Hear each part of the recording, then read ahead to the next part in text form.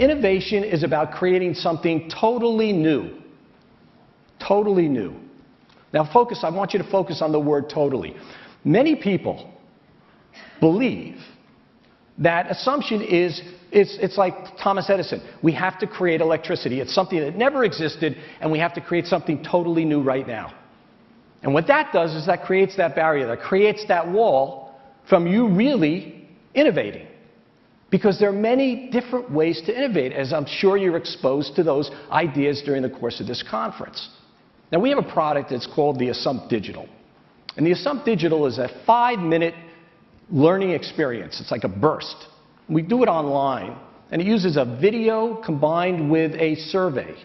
So you watch a short video that gets you to basically identify your assumptions, turn them into assumps, and then the questions get you to challenge those assumpts and often reject them.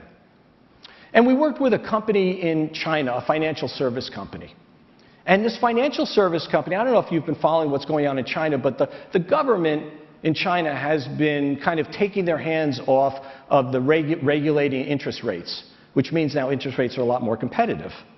Now, what this means is for the banks, it's a lot harder now to generate the revenue that they were generating before, because it was a fixed interest rate. Everybody had it. They knew what it was.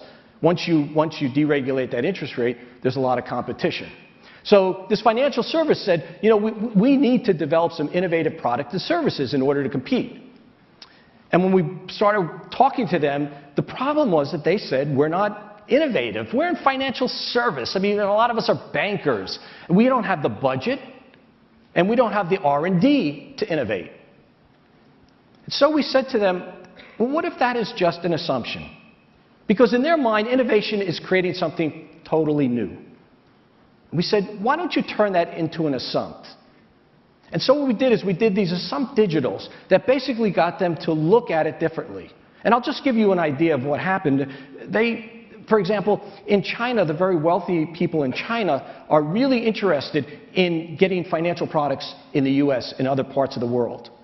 And many of them are also interested in sending their kids to school in the US, and they also are questions, where do they live?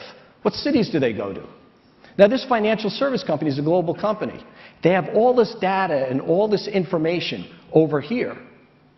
And they also, without realizing it, they have an existing pipeline that they could feed that information over into China to the financial service people in China, who can then feed that information to the people in their customers, their wealthy customers.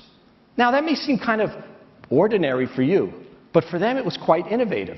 All of a sudden now, they could take what existed, use the existing technology, apply it in a dramatic way, because to those customers in China, this is dramatic. Hey, we've never been able to get this before. This is great information. This is what we're looking for. Now, all of a sudden, it's innovative.